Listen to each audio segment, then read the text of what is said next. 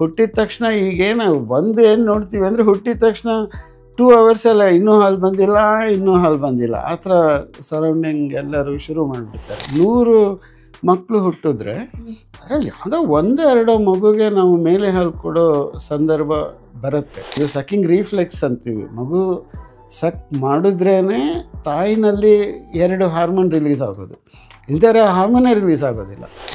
ಯಾವಾಗ ಈ nipple related issues ಇರುತ್ತೆ ಅಥವಾ ಪ್ರೀಟರ್ಮ್ ಮಗು NICU ಶಿಫ್ಟ್ ಮಾಡ್ಕೊಂಡಿರ್ತೀವಿ, ಆವಾಗ ಇನಿಷಿಯಲ್ ಬಾಂಡಿಂಗ್ ಇರಲ್ಲ. ಈಗ ತಕ್ಷಣ ನಾವು ತಾಯಿ ಹತ್ರ ಕೊಟ್ಟಿರಲ್ಲ, ಇನಿಷಿಯಲ್ ಬಾಂಡಿಂಗ್ ಇರಲ್ಲ, ಹಾಗಾಗಿನೂ ಲ್ಯಾಕ್ಟೇಷನ್ ಫೇಲ್ಯೂರ್ ಆಗೋ ಚಾನ್ಸಸ್ ಇರುತ್ತೆ.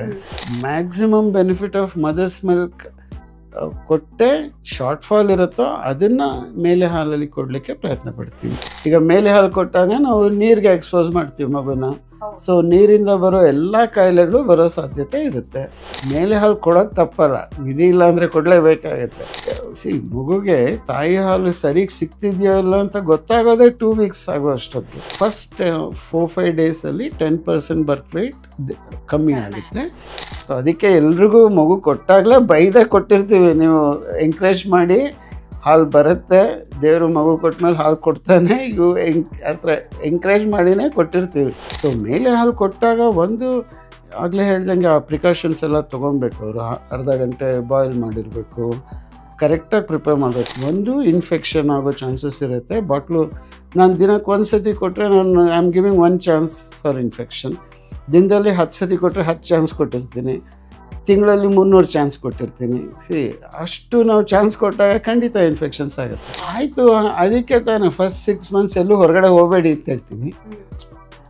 ಈಗ 6 months ಯಾಕೆ ಸುತ್ತಬೇಕು ಅವರು? ಅತ್ತಾಗೆಲ್ಲ ಡಿಮ್ಯಾಂಡ್ ಅಂತ ನಾವು ಅನ್ಕೊಬಾರ್ದು. ಸೊ ಅಳೋದು ಬಿಟ್ಟು ಇನ್ನೇನು ಗೊತ್ತಿರುತ್ತೆ ಮಗುಗೆ. ಸೊ ಆವಾಗ 5 hours ಗ್ಯಾಪ್ ಇರುತ್ತೆ. ಅದು 1 ಸತಿ ರೈಟ್ ಸೈಡ್ ಫೀಡ್ ಮಾಡಿ ತಿರ್ಗಾ ಮಗು ರೈಟ್ ಸೈಡ್ ಫೀಡ್ ಮಾಡೋ ಟೈಮಲ್ಲಿ ಆ 5 hours ಗ್ಯಾಪ್ ಇರುತ್ತೆ. ಬೇಕದು ಅಲ್ಲಿ ಆ ಪ್ರೊಲ್ಯಾಕ್ಟಿನ್ ಆ್ಯಕ್ಟ್ ಮಾಡಿ ಹಾಲು ಉತ್ಪತ್ತಿ ಆಗಿ ಅದು ಬಂದು ಕಲೆಕ್ಟಾಗಿ ಮಗುಗೆ ಸಿಗಬೇಕಾದ್ರೆ ಯು ನೀಡ್ ದಟ್ ಟೈಮ್. ಈ ಕೌಸ್ ಮಿಲ್ಕ್ ಪ್ರೋಟೀನ್ ಅಲರ್ಜಿ ಅಂತ ಒಂದು ಕಂಡೀಷನ್ ಉಂಟು. ಆ ಪ್ರೋಟೀನ್ ಕೆಲವು ಸತಿ ಅದಕ್ಕೆ ಇಂಟೆಸ್ಟೈನಲ್ ಡ್ಯಾಮೇಜ್ ಮಾಡಿಸೋ ಚಾನ್ಸಸ್ ಇರುತ್ತೆ. ತುಂಬ ಕಮ್ಮಿ ಅದು. ಈ ಕೌಸ್ ಮಿಲ್ಕ್ ಪ್ರೋಟೀನ್ ಅಲರ್ಜಿ ಇಂಡಿಯಾನಲ್ಲಿ ಇಟ್ ಈಸ್ ಲೆಸ್. ಅದು ತುಂಬ ಏನಿಲ್ಲ ಇಲ್ಲಿ. ಕಾಂಗರೂ ಕೇರ್ ಅನ್ನೋ ವರ್ಡ್ ಅದು ಹೊಸ ವರ್ಡ್ ಅಷ್ಟೇ ಹಳೆ ಪದ್ಧತಿಗೆ. ಅದು ಒಳ್ಳೆಯದೇ ಅದು, ಯಾಕಂದರೆ ಮಗು ಹೌದು ಸ್ಪರ್ಶ ಆಗಿ ಮೇಯ್ನಾಗಿ ಹೈಪೋಥರ್ಮಿ ಆಗದೆ ಇರೋ ಥರ ನೋಡ್ಕೊಳತ್ತೆ. ಡಯಾಪರ್ ಹಾಕೋದ್ರಿಂದ ಆ ಜಾಗದಲ್ಲಿ ಕೆಂಪಗಾಗಿ ಸ್ಕಿನ್ನೆಲ್ಲ ಇನ್ಫೆಕ್ಷನ್ ಆಗೋ ಚಾನ್ಸಸ್ ತುಂಬ ಜಾಸ್ತಿ. ಅದು ಹೀಗೇನಾಗುತ್ತೆ, ಮಗು ಯೂರಿನ್ ಸ್ಟೂಲ್ ಯಾವುದೇ ಪಾಸ್ ಮಾಡಿದ್ರು, ಯೂರಿನ್ ಇರ್ಬೋದು ಸ್ಟೂಲ್ ಇರ್ಬೋದು, ಅದು ಹೊರಗಡೆ ಬಂದಾಗ ನಮ್ಮ ಎನ್ವೈರ್ಮೆಂಟಲ್ಲಿರೋ ಕೆಮಿಕಲ್ಸ್ ಜೊತೆ ರಿಯಾಕ್ಟ್ ಆಗುತ್ತೆ. ಎಷ್ಟು ಜಾಸ್ತಿ ಹೊತ್ತು ನಾವು ವೆಟ್ನೆಸ್ ಬಿಡ್ತೀವೋ ಅಲ್ಲಿ ಸ್ಕಿನ್ನು ಮೆಸರೇಟ್ ಆಗುತ್ತೆ, ಅಂದರೆ ಕೊಳ್ತೋದಂಗೆ ಆಗುತ್ತೆ. ಸೊ ಆ ಥರ ಮಗುಗೆ ತೊಂದರೆ ಆಗೋ ಸಾಧ್ಯತೆ ಇರುತ್ತೆ. ಸೊ ಯಾವತ್ತೂ ಕೂತ್ಕೊಂಡೇ ಫೀಡ್ ಮಾಡಬೇಕು, ಯಾವತ್ತೂ ಮಲಗಿಕೊಂಡು ಮಗುಗೆ ಫೀಡ್ ಮಾಡಬಾರ್ದು.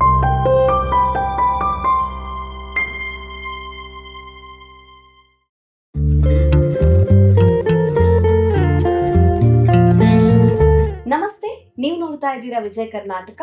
ನಾನು ರಕ್ಷಾ ಕೋಟ್ಯಾನ್. ಗರ್ಭಿಣಿಯರಿದ್ದಾಗ ಅವರ ಆರೋಗ್ಯವನ್ನ ನೋಡ್ಕೊಳ್ಳುವಂಥದ್ದು ಎಷ್ಟು ಮುಖ್ಯನೋ, ಮಗು ಆದ್ಮೇಲೆ ಮಗುವಿನ ಆರೋಗ್ಯವನ್ನ ನೋಡಿಕೊಳ್ಳೋದು ಕೂಡ ಅಷ್ಟೇ ಇಂಪಾರ್ಟೆಂಟ್ ಆಗಿರುತ್ತೆ. ಹೀಗಾಗಿ ಮಕ್ಕಳ ಆರೋಗ್ಯವನ್ನ ಯಾವ ರೀತಿಯಾಗಿ ನೋಡಿಕೊಳ್ಬೇಕು, ನವಜಾತ ಶಿಶುವಿನ ಆರೋಗ್ಯವನ್ನ ನೋಡಿಕೊಳ್ಳುವಂತಹ ಸಂದರ್ಭದಲ್ಲಿ ಯಾವ ತಪ್ಪನ್ನ ಮಾಡಬಾರ್ದು, ಹಿಂದಿನ ಕಾಲಕ್ಕೆ ಕಂಪೇರ್ ಮಾಡಿದ್ರೆ ಇವಾಗ ಮಕ್ಕಳನ್ನ ನೋಡಿಕೊಳ್ಳುವಂತಹ ರೀತಿ ಎಷ್ಟರ ಮಟ್ಟಿಗೆ ಬದಲಾಗಿದೆ ಅನ್ನೋದ್ರ ಬಗ್ಗೆ ಹೆಚ್ಚಿನ ಮಾಹಿತಿನ ತಿಳಿಸ್ಕೊಡೋದಕ್ಕೆ ಇವತ್ತು ನಮ್ಮ ಜೊತೆ ಜಾಯ್ನ್ ಆಗಿದ್ದಾರೆ doctor Vishwanath Bhat BK, paediatrician and neonatologist, Radhakrishna multi speciality hospital, Girinagar, Bangalore. Doctor, ಈಗ ಮಕ್ಕಳಿಗೆ ಹೊಕ್ಕಳ ಬಳ್ಳಿಯ ಆರೋಗ್ಯ ಹೇಗಿರ್ಬೇಕು ಅಂತ ಹೇಳಿದ್ರಿ. ಈಗ ಎದೆ ಹಾಲಿನ ವಿಷಯಕ್ಕೆ ಬಂದಾಗ ನೀವು ಆಗ್ಲೇ ಮಾತಾಡ್ತಾ ಹೇಳಿದ್ರಿ, ಎದೆ ಹಾಲು ತುಂಬಾನೇ ಇಂಪಾರ್ಟೆಂಟ್, ಶ್ರೇಷ್ಠವಾದ ಆಹಾರ, ಅದನ್ನ ಬೇರೆ ಆಹಾರ ಮತ್ತೊಂದಿಲ್ಲ ಅನ್ನೋ ರೀತಿಯಲ್ಲಿ. ಆದ್ರೆ ಇವಾಗ ನೋಡೋದಾದ್ರೆ ನಾವು ಎದೆ ಹಾಲು ಬರ್ತಿಲ್ಲ ಅಂತ ಅಂದ್ಬಿಟ್ಟು ಬೇರೆ ಬೇರೆ ಆಲ್ಟರ್ನೇಟಿವ್ಸ್ ಅದನ್ನ ನೀರಿಗೆ ಹಾಕಿ ಕೊಡ್ತಾರೆ. ಅದೇನಾದ್ರೂ ಎಫೆಕ್ಟ್ ಆಗುತ್ತಾ ಮಗುವಿಗೆ? ಇಲ್ಲ, ಈಗ ಏನಾಗುತ್ತೆ ಏನಾಗುತ್ತೆ, ಕೆಲವು ಕಂಡೀಷನ್ಸ್, ಈಗ ತಾಯಿ ಕಂಡೀಷನ್ ಇರ್ಬೋದು ಅಥವಾ ಮಗು ಕಂಡೀಷನ್ ಇರ್ಬೋದು. ಈ ಕಂಡೀಷನ್ಸಿಂದ ಕೆಲವು ಸತಿ ಮೇಲೆ ಹಾಲು ನಾವು ಕೊಡಬೇಕಾಗಿ ಬರುತ್ತೆ, ಜೆನ್ಯೂನ್ನಾಗೇ ಕೊಡಬೇಕಾಗಿ ಬರುತ್ತೆ. 100 ಮಕ್ಕಳು ಹುಟ್ಟಿದ್ರೆ ಅದರಲ್ಲಿ ಯಾವುದೋ 1-2 ಮಗುಗೆ ನಾವು ಮೇಲೆ ಹಾಲು ಕೊಡೋ ಸಂದರ್ಭ ಬರುತ್ತೆ. ಅದು ನಾವು ಇಲ್ಲ ಅಂತ ಹೇಳಲಿಕ್ಕೆ ಬರಲ್ಲ. ಈಗ ತಾಯಿನಲ್ಲಿ ಕೆಲವ್ರಿಗೆ ಇನ್ವರ್ಟೆಡ್ ನಿಪ್ಪಲ್ ಇರುತ್ತೆ, ಫ್ಲ್ಯಾಟ್ ನಿಪ್ಪಲ್ ಇರುತ್ತೆ, ಆ ಥರ. ಮಗು ನಿಪ್ಪಲ್ ಲ್ಯಾಚ್ ಮಾಡಿ ಅದು ಆ areola it has to put pressure. ಅದು ಲ್ಯಾಚ್ ಮಾಡೋಕ್ಕಾಗ್ತಿಲ್ಲ ಅಂತಂದರೆ ಮಗು ಸಕಲ್ ಮಾಡಲ್ಲ. ಮಗು ಸಕಲ್ ಮಾಡೋಕ್ಕಾಗಲಿಲ್ಲ ಅಂದರೆ ಮಗು ಸಕಲ್ ಮಾಡಿದ್ರೇ, ಅದು ಸಕ್ಕಿಂಗ್ ರೀಫ್ಲೆಕ್ಸ್ ಅಂತೀವಿ, ಮಗು ಸಕ್ ಮಾಡಿದ್ರೇ ತಾಯಿನಲ್ಲಿ 2 ಹಾರ್ಮೋನ್ ರಿಲೀಸ್ ಆಗೋದು, ಇಲ್ದರೆ ಆ ಹಾರ್ಮೋನೇ ರಿಲೀಸ್ ಆಗೋದಿಲ್ಲ. ಪ್ರೊಲ್ಯಾಕ್ಟಿನ್ ಆ್ಯಂಡ್ ಆಕ್ಸಿಟೋಸಿನ್ ಅಂತ 2 ಹಾರ್ಮೋನ್ ರಿಲೀಸ್ ಆಗುತ್ತೆ. ಪ್ರೊಲ್ಯಾಕ್ಟಿನ್ ಆ ಹಾಲನ್ನು ಉತ್ಪತ್ತಿ ಮಾಡಿಸುತ್ತೆ, ಅದು ಲ್ಯಾಕ್ಟಿಯಲ್ ಗ್ಲ್ಯಾಂಡ್ಸ್ ಮೇಲೆ ಆ್ಯಕ್ಟ್ ಮಾಡಿ ಅಲ್ಲಿ ಹಾಲು ಪ್ರೊಡ್ಯೂಸ್ ಆಗೋ ಥರ ಮಾಡುತ್ತೆ. ಆ ಪ್ರೊಡ್ಯೂಸ್ ಆಗಿರೋ ಹಾಲು ಗ್ಲ್ಯಾಂಡ್ ಮೂಲಕ ಬಂದು ಲ್ಯಾಕ್ಟಿಯಲ್ ಸ್ಯಾಕಲ್ಲಿ ಕಲೆಕ್ಟ್ ಆಗುತ್ತೆ. ಅದು ಈ ಏರಿಯೋಲ ಹಿಂದೆ ಇರುತ್ತೆ. Lacteal sac is behind the areola. And ಆ ಸ್ಯಾಕ್ ಸುತ್ತಲೂ ಕೂಡ ಒಂದು ಸ್ಕೆಲಿಟಲ್ ಮಸಲ್ ಇರುತ್ತೆ, ಒಂದು ನಂಬರ್ 8 ಆಕಾರದಲ್ಲಿ. ಅಲ್ಲಿ ಅದನ್ನ ಸುತ್ತಲೂ ಒಂದು ಮಸಲ್ ಇರುತ್ತೆ. ಈ ಆಕ್ಸಿಟೋಸಿನ್ ಆ ಸ್ಕೆಲಿಟಲ್ ಮಸಲ್ ಮೇಲೆ it acts on that. So ಮಗು ಸಕಲ್ ಮಾಡಿದ್ರೇ 2 ಹಾರ್ಮೋನು ರಿಲೀಸ್ ಆಗೋದು ಆ್ಯಂಡ್ ಹಾಲು ಪ್ರೊಡ್ಯೂಸ್ ಆಗೋದಕ್ಕೆ ಹೆಲ್ಪ್ ಆಗ್ತಾ ಹೋಗುತ್ತೆ, ಲ್ಯಾಕ್ಟೇಷನ್ ಎಸ್ಟಾಬ್ಲಿಷ್ ಆಗ್ತಾ ಹೋಗುತ್ತೆ. ಕೆಲವು ಯಾವಾಗ ಈ ನಿಪ್ಪಲ್ ರಿಲೇಟೆಡ್ ಇಶ್ಯೂಸ್ ಇರುತ್ತೆ ಅಥವಾ ಪ್ರೀಟರ್ಮ್ ಮಗು NICUಗೆ ಶಿಫ್ಟ್ ಮಾಡ್ಕೊಂಡಿರ್ತೀವಿ, ಆವಾಗ ಇನಿಷಿಯಲ್ ಬಾಂಡಿಂಗ್ ಇರಲ್ಲ. ಈಗ ತಕ್ಷಣ ನಾವು ತಾಯಿ ಹತ್ರ ಕೊಟ್ಟಿರಲ್ಲ, ಇನಿಷಿಯಲ್ ಬಾಂಡಿಂಗ್ ಇರಲ್ಲ, ಹಾಗಾಗಿನೂ ಲ್ಯಾಕ್ಟೇಷನ್ ಫೇಲ್ಯೂರ್ ಆಗೋ ಚಾನ್ಸಸ್ ಇರುತ್ತೆ. ಮಗುನಲ್ಲೇ ಲೆಫ್ಟ್ ಪ್ಯಾಲೆಟ್ ಅಂತೆಲ್ಲ ಕೆಲವು ಕಂಡೀಷನ್ಸ್ ಇದೆ, ಅದು ಸರಿಗೆ ಸಕಲ್ ಮಾಡೋಕ್ಕಾಗ್ತಿರಲ್ಲ ಮಗುಗೆ.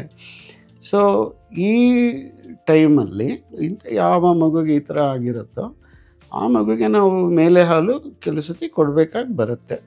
ಬಟ್ ಮೇಲೆ ಹಾಲು ಕೊಟ್ಟರೂ ಕೂಡ ಫಸ್ಟು ತಾಯಿ ಹಾಲು ಕುಡಿಸಿನೇ ಮೇಲೆ ಹಾಲು ಕೊಡಿ ಅಂತ ಹೇಳೋದು. ಮೇಲೆ ಹಾಲು ತಾಯಿ ಹಾಲು ಇಲ್ಲವೇ ಇಲ್ಲ ಅಂದರೆ ಬರೀ ಮೇಲೆ ಹಾಲು ಕೊಡಬೇಕಾಗಿ ಬರುತ್ತೆ. ಅದು ತುಂಬ ಕಮ್ಮಿ, ಅದು ಈವನ್ 1 in 1000 ಅಂತ ಹೇಳ್ಬೋದು. ಈ 100ರಲ್ಲಿ ಯಾರು 1 ಮಗುಗೆ ನಾವು ಮೇಲೆ ಹಾಲು ಕೊಡಬೇಕಾಗಿ ಬರುತ್ತೆ. ಮೇಲೆ ಹಾಲು ಕೊಟ್ಟರೂ ಕೂಡ maximum benefit of mother's milk ಕೊಟ್ಟೆ ಮೇಲೆ ಹಾಲು ಏನು ಶಾರ್ಟ್ ಫಾಲ್ ಇರುತ್ತೋ ಅದನ್ನು ಮೇಲೆ ಹಾಲಲ್ಲಿ ಕೊಡಲಿಕ್ಕೆ ಪ್ರಯತ್ನ ಪಡ್ತೀವಿ. ಸೊ ಯಾವಾಗಲೂ ಫಸ್ಟ್ ಈಗ ಫೀಡಿಂಗ್ ಶುರು ಮಾಡಿದಾಗ ಫಸ್ಟ್ 10 minutes ಡೈರೆಕ್ಟಾಗಿ ಫೀಡ್ ಮಾಡಿಸಿ ಅಂತಲೇ ಹೇಳ್ತೀವಿ ಅವ್ರಿಗೆ. ಅದಕ್ಕೆ ಇದೆ ಕೆಲವು ನಿಪ್ಪಲ್ ಶೀಲ್ಡ್ ಅದೆಲ್ಲ ಬರುತ್ತೆ, ಅದ್ರ ಮೂಲಕ ಮಗು ಸಕಲ್ ಮಾಡಲಿಕ್ಕೆ ಆಗುತ್ತೆ ಕೆಲವು ಸತಿ. ಸೊ ಫಸ್ಟು ಅದ್ರ ಮೂಲಕ ಸಕಲ್ ಮಾಡಿಸಿ ಆಮೇಲೆ ನೆಕ್ಸ್ಟ್ ಒಂದು 20 minutes ನೀವು ಎಕ್ಸ್ಪ್ರೆಸ್ ಮಾಡ್ತಾ ಎಷ್ಟು ಬ್ರೆಸ್ಟ್ ಪಂಪ್ಸ್ ಎಲ್ಲ ಬರುತ್ತೆ ಅದರಲ್ಲಿ ಎಕ್ಸ್ಪ್ರೆಸ್ ಮಾಡಿ ಅದನ್ನು ಕೊಡಿ. ಜೊತೆಗೆ ಆ ಟೈಮಲ್ಲಿ ಪೌಡರ್ ಮಿಲ್ಕನ್ನು ಸರಿಗೆ ಪ್ರಿಪೇರ್ ಮಾಡಿಕೊಂಡು ಕೊಡಿ ಅಂತ ಹೇಳ್ತೀವಿ. ಸೊ ಹಾಂ, ಅಂದರೆ ಅದನ್ನು ಯಾವ ಥರ ಪ್ರಿಪೇರ್ ಮಾಡ್ತೀವಿ ಅದೆಲ್ಲ ನೋಡ್ಕೊಬೇಕು ನಾವು. ಈಗ ಮೇಲೆ ಹಾಲು ಕೊಟ್ಟಾಗ ನಾವು ನೀರಿಗೆ ಎಕ್ಸ್ಪೋಸ್ ಮಾಡ್ತೀವಿ ಮಗುನ. ಸೊ ನೀರಿಂದ ಬರೋ ಎಲ್ಲ ಕಾಯಿಲೆಗಳು ಬರೋ ಸಾಧ್ಯತೆ ಇರುತ್ತೆ. ಸೊ ಅದಕ್ಕೆ ಆದಷ್ಟು ಇನ್ಫೆಕ್ಷನ್ ಬರುತ್ತೆ ಅಂತ ಗೊತ್ತಿರುತ್ತೆ ನಮಗೆ, ಬಟ್ ಆದರೂ ಅದು ಎಷ್ಟು ಕಮ್ಮಿ ಮಾಡಿಸ್ಲಿಕ್ಕೆ ಸಾಧ್ಯ ಆ ಥರ ಅಡ್ವೈಸ್ ಮಾಡ್ತೀವಿ. ಸೊ ಒಂದು ನೀರು, ಹೌದು, ಇನ್ಫೆಕ್ಷನ್ನ ಎಷ್ಟು ನಾವು ಕಮ್ಮಿ ಮಾಡಿಸ್ಲಿಕ್ಕೆ ಸಾಧ್ಯನೋ ಆ ಎಲ್ಲ ಮೆಥಡ್ಸು ಹೇಳ್ಕೊಡ್ತೀವಿ. ಒಂದು ನೀರನ್ನು ಅಟ್ಲೀಸ್ಟ್ 1/2 hour ಬಾಯ್ಲ್ ಮಾಡಬೇಕು ಅಂತ ಹೇಳ್ತೀವಿ. ಬಬಲ್ ಶುರು ಆದಮೇಲೆ you continue boiling for 1/2 hour ಅಂತ ಹೇಳ್ತೀವಿ. ಮೋಸ್ಟ್ ಆಫ್ ದ ಟೈಮ್ ಏನು ಮಾಡ್ತಾರೆ, ಆ ಬಬಲ್ಸ್ ಬಂದಿದ ತಕ್ಷಣ ಸ್ವಿಚ್ ಆಫ್ ಮಾಡ್ತಾರೆ ಮನೆಯಲ್ಲಿ. ಆ ಥರ ಮಾಡಬೇಡಿ. ಬಬಲ್ಸ್ ಬಂದ ಮೇಲೆ ಅದು ಬಾಯ್ಲಿಂಗ್ ಟೆಂಪ್ರೇಚರ್ ರೀಚ್ ಆಗ್ತಾರೆ. So boiling temperature is 100 degrees. So ಆ ಟೆಂಪ್ರೇಚರಲ್ಲಿ ತುಂಬ ವೈರಸ್ ಬ್ಯಾಕ್ಟೀರಿಯಾಸ್ ಯೂಶ್ವಲಿ ಸತ್ತೋಗುತ್ತೆ. ಕೆಲವು ಮಾತ್ರ ಸ್ಪೋರ್ ಫಾರ್ಮ್ ಅಂತೀವಿ, ಅದು ಪ್ಯಾಶ್ಚರೈಸ್ ಮಾಡಬೇಕಾಗತ್ತೆ, ಬಟ್ ಅದು ತುಂಬ ಕಮ್ಮಿ. ಸೊ 1/2 hour ಬಾಯ್ಲ್ ಮಾಡೋದ್ರಿಂದ ತುಂಬ ಕಾಯಿಲೆಗಳನ್ನ ನಾವು ಪ್ರಿವೆಂಟ್ ಮಾಡ್ಬೋದು, ತೊಂದರೆ ಇಲ್ಲ. ಸೊ ಅದು ದಿನದಲ್ಲಿ 1 ಸತಿ ಬಾಯ್ಲ್ ಮಾಡಿದ್ರೆ ಸಾಕು, ಅದನ್ನು ಫ್ಲಾಸ್ಕಲ್ಲಿ ಹಾಕಿಟ್ಕೊಬೋದು. ಆಮೇಲೆ ಅದಕ್ಕೊಂದು ಡ್ರಾಪ್ ಆರ್ಡಿನರಿ ವಾಟರ್ ಮಿಕ್ಸ್ ಆಗದೆ ಇರೋ ಥರ ನೋಡ್ಕೊಳ್ಳಿ ಅಂತ ಹೇಳ್ತೀವಿ. ಆ್ಯಂಡ್ ರೇಷಿಯೋ ಅದು ಯೂಶ್ವಲಿ ಅದು 30 ml ಒಂದು ಸ್ಕೂಪ್ ಹಾಕಿ ಅಂತ ಇರುತ್ತೆ. ಅದು ಆ ರೇಷಿಯೋ ಕರೆಕ್ಟಾಗಿ ಮಾಡಿ ಅಂತ ಹೇಳ್ತೀವಿ.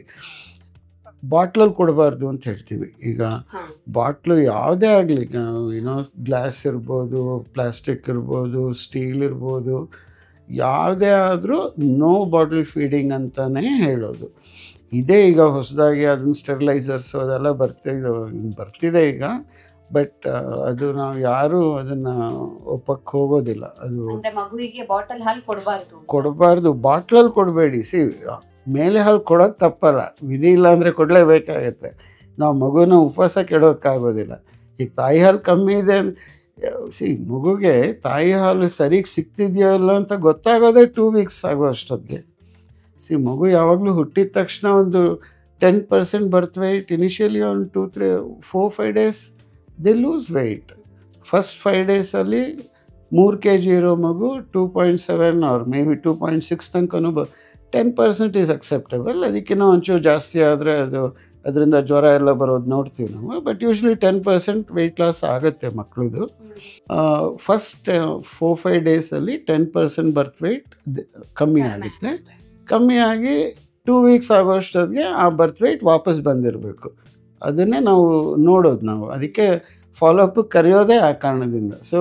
ಹುಟ್ಟಿದ ತಕ್ಷಣ ಈಗೇನು ಏನು ನೋಡ್ತೀವಿ ಅಂದರೆ, ಹುಟ್ಟಿದ ತಕ್ಷಣ 2 hours ಇನ್ನೂ ಹಾಲು ಬಂದಿಲ್ಲ ಆ ಥರ ಸರೌಂಡಿಂಗ್ ಎಲ್ಲರೂ ಶುರು ಮಾಡಿಬಿಡ್ತಾರೆ. ಎಸ್ಪೆಷಲಿ ಅವ್ರ ತಾಯಿ ಇರ್ಬೋದು, ಅತ್ತೆ ಇರ್ಬೋದು, ಅವ್ರು ಹೇಳಿದ್ದೆಲ್ಲ ವೇದವಾಕ್ಯ ಥರ ಇರುತ್ತೆ ತಾಯಿಗೆ, ಲೇಡಿಗೆ. ಅದಕ್ಕೆ ಎಲ್ರಿಗೂ ಮಗು ಕೊಟ್ಟಾಗಲೇ ಬೈದೇ ಕೊಟ್ಟಿರ್ತೀವಿ. ನೀವು ಎಂಕರೇಜ್ ಮಾಡಿ ಹಾಲು ಬರುತ್ತೆ, ದೇವರು ಮಗು ಕೊಟ್ಮೇಲೆ ಹಾಲು ಕೊಡ್ತಾನೆ, ಆ ಥರ ಎಂಕರೇಜ್ ಮಾಡಿನೇ ಕೊಟ್ಟಿರ್ತೀವಿ. ಅವ್ರಿಗೆ ಬೈದೇ ಕೊಟ್ಟಿರ್ತೀವಿ, ಒಂದು ಹಾಲು ಬಗ್ಗೆ ಮಾತಾಡಬೇಡಿ, ಎಂಕರೇಜ್ ಮಾಡಿ ಅಂತ. ಲ್ಯಾಕ್ಟೇಷನ್ ಕಂಪ್ಲೀಟ್ ಎಸ್ಟಾಬ್ಲಿಷ್ ಆಗೋಕ್ಕೆ ಒಂದು 4-5 days ಬೇಕು. ಆ ಟೈಮ್ ಎಲ್ಲದಕ್ಕೂ ಟೈಮ್ ಬೇಕದು. ಮೊದಲನೇ ದಿನಕ್ಕಿಂತ 2ನೇ ದಿನ ಫ್ಲೋ ಇಂಪ್ರೂವ್ ಆಗುತ್ತೆ, 2ನೇ ದಿನಕ್ಕಿಂತ 3ನೇ ದಿನ, ಬೆಳಗ್ಗೆಗಿಂತ ಸಂಜೆ ಇಂಪ್ರೂವ್ ಆಗುತ್ತೆ. ಹಾಗೆ ಅದು more the baby cycles more hormones release establish ಆಗ್ತಾ ಹೋಗುತ್ತೆ. 2 weeks ಆಗೋಷ್ಟೊತ್ತಿಗೆ ಜೆನ್ಯೂನ್ಲಿ ಮಗು ವೆಯ್ಟ್ ಗೇನ್ ಆಗ್ತಾ ಇಲ್ಲ ಅಂದರೆ ಆವಾಗ ಈ ಮೇಲೆ ಹಾಲು ಕೊಡೋದೆಲ್ಲ ಬರುತ್ತೆ. ಮೇಲೆ ಹಾಲು ಕೊಟ್ಟಾಗ ಆಗಲೇ ಹೇಳ್ದಂಗೆ ಆ ಪ್ರಿಕಾಷನ್ಸ್ ಎಲ್ಲ ತೊಗೊಬೇಕು. ಅವರು ಅರ್ಧ ಗಂಟೆ ಬಾಯ್ಲ್ ಮಾಡಿರಬೇಕು, ಕರೆಕ್ಟಾಗಿ ಪ್ರಿಪೇರ್ ಮಾಡಬೇಕು. ಯಾವುದೇ ಹಾಲಾಗಲಿ, ತಾಯಿ ಹಾಲಾಗಲಿ, ಹಸು ಹಾಲಾಗಲಿ, ಅಥವಾ ಈ ಪೌಡರ್ ಹಾಲಾಗಲಿ, 100 ml of milk gives 70 calories. ಅದು ಇರೋದೇ ಹಾಗೆ ಅದು. ಇವರು ಪೌಡ್ರದು ಏನಾಗುತ್ತೆ, ನಾವು ಪ್ರಿಪೇರ್ ಮಾಡಬೇಕಾದ್ರೆ ನಾನು ನೀರು ಜಾಸ್ತಿ ಹಾಕಿದ್ರೆ ಡೈಲ್ಯೂಟೆಡ್ ಮಿಲ್ಕ್ ಕೊಟ್ಟಿರ್ತೀನಿ, ಪೌಡರ್ ಜಾಸ್ತಿ ಹಾಕಿದ್ರೆ ಕಾನ್ಸಂಟ್ರೇಟೆಡ್ ಮಿಲ್ಕ್ ಕೊಟ್ಟಿರ್ತೀನಿ. ಅದೆರಡು ತಪ್ಪದು. ಒಂದು ಕರೆಕ್ಟಾಗಿ ಪ್ರಿಪೇರ್ ಮಾಡಬೇಕು ಅವರು. ಆಮೇಲೆ ಕೊಡೋದು ಅದು ತಾಯಿ ಹಾಲು ಫಸ್ಟು ಒಂದು 10 minutes ಅಟ್ಲೀಸ್ಟ್ ಕುಡಿಸಾದ್ಮೇಲೆ ಮೇಲೆ ಹಾಲು ಕೊಡಿ. ನೆಕ್ಸ್ಟ್ ಒಂದು 10 minutes ಎಷ್ಟು ಮಗು ತೊಗೊಳುತ್ತೋ ಅಷ್ಟು ಮೇಲೆ ಹಾಲು ಕೊಡಿ ಅಂತ ಹೇಳ್ತೀವಿ. ಫಸ್ಟು ತಾಯಿ ಹಾಲು ಕುಡಿಸಿ ಮೇಲೆ ಹಾಲು ಕೊಡೋದ್ರಿಂದ ತಾಯಿ ಹಾಲು ಜಾಸ್ತಿ ಸಿಕ್ಕಿದ್ರೆ ಮಗುನೇ ಮೇಲೆ ಹಾಲು ಕಮ್ಮಿ ತೊಗೊಳುತ್ತೆ. ತಾಯಿ ಹಾಲು ಕಮ್ಮಿ ಸಿಕ್ಕಿದ್ರೆ ಮಗು ಮೇಲೆ ಹಾಲು ಜಾಸ್ತಿ ತೊಗೊಳುತ್ತೆ. ನಾವು ಮಗುಗೆ ಬಿಟ್ಬಿಡ್ಬೇಕು, ತನಗೆ ಎಷ್ಟು ಆ ಟೈಮಲ್ಲಿ ಮೇಲೆ ಹಾಲು ಬೇಕು ಬೇಡ ಅನ್ನೋದನ್ನು ಮಗು ಡಿಸೈಡ್ ಮಾಡ್ಕೊಳುತ್ತೆ. ಅದು ಇನಿಷಿಯಲಿ ಬೇಗ ನುಂಗುತ್ತೆ, ಆಮೇಲೆ ಬಾಯಲ್ಲೇ ಇಟ್ಕೊಳ್ಳೋಕೆ ಶುರು ಮಾಡುತ್ತೆ. ಅದು ನಿಲ್ಲಿಸ್ಬೋದು. ನೆಕ್ಸ್ಟ್ ಟೈಮ್ ತಿರ್ಗಾ 2-2.5 hours ಆದಮೇಲೆ repeat the same procedure. Mother's milk first, then top milk. ಆ ಕುಡಿಸೋದನ್ನು ನೀವು ಒಳಲೆ ಅಂತ ಬರುತ್ತೆ, ದಟ್ ಇಸ್ ದ ಪಾಲಡ ಅಂತ ಬರುತ್ತೆ. ಪಾಲಡ ಒಳಲೆ ಅಂತ ಈ ಶಂಖದ ಥರ ಇರುತ್ತದು. ಒಂದು ಅದಕ್ಕೊಂದು ವೈಡ್ ನೆಕ್ ಇದ್ದು ಅದು ಪಾಲಡ ಅಂತ ಹೇಳ್ತಾರೆ.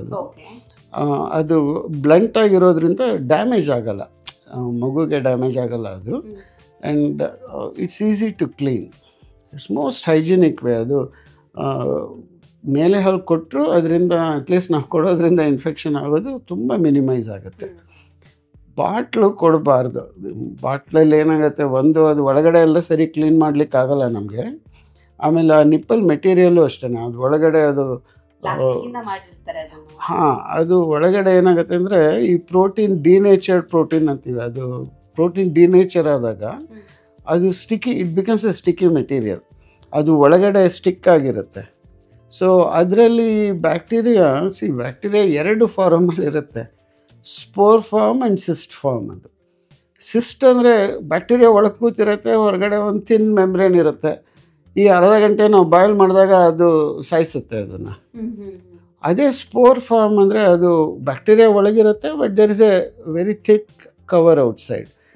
ಸ್ಪೋರ್ ಫಾರ್ಮಲ್ಲಿರೋ ಬ್ಯಾಕ್ಟೀರಿಯಾ ನೀವು ಅರ್ಧ ಗಂಟೆ ಅಲ್ಲ 1 hour ಬಾಯ್ಲ್ ಮಾಡಿದ್ರು ಅದು ಸಾಯಲ್ಲ. ಅದು ಪ್ಯಾಶ್ಚರೈಸ್ ಆದಾಗ ಸಾಯುತ್ತೆ. ಪ್ಯಾಶ್ಚರೈಸೇಷನ್ಗೆ 200 degrees ರೀಚ್ ಆಗಬೇಕು. ಅದು ಮನೇಲಿ ರೀಚ್ ಆಗೋಕ್ಕೆ ಸಾಧ್ಯ ಇಲ್ಲ. You need a special equipment. ಅದು ಮನೇಲಿ ಮಾಡ್ಲಿಕ್ಕೆ ಸಾಧ್ಯ ಇಲ್ಲ. ಸೊ ಹಾಗಾಗಿ ಸ್ಪೋರ್ ಫಾರ್ಮಲ್ಲಿ ಅಂಟ್ಕೊಂಡಿರುತ್ತೆ. ನಾನು ಎವ್ರಿ ಟೈಮ್ ಮಗು ಸಕಲ್ ಮಾಡಿದಾಗ ಆ ನಿಪ್ಪಲ್ ಹಾಲು ಮೂಲಕ ಸ್ಪೋರ್ ಕೂಡ ಹೊಟ್ಟೆಗೆ ಬರುತ್ತದು. ಸ್ಪೋರ್ ಬಾಯ್ಲ್ ಆದಾಗ ಅದು ಡಿಸಾಲ್ವ್ ಆಗಲ್ಲ. ಅಸಿಡಿಕ್ pHಗೆ ಎಕ್ಸ್ಪೋಸ್ ಆಗಿದ ತಕ್ಷಣ ಇಟ್ ಡಿಸಾಲ್ವ್ಸ್. ಔಟ್ಸೈಡ್ ಏನು ಕವರ್ ಇರುತ್ತೆ it dissolves, bacteria comes out and it starts giving trouble to the baby.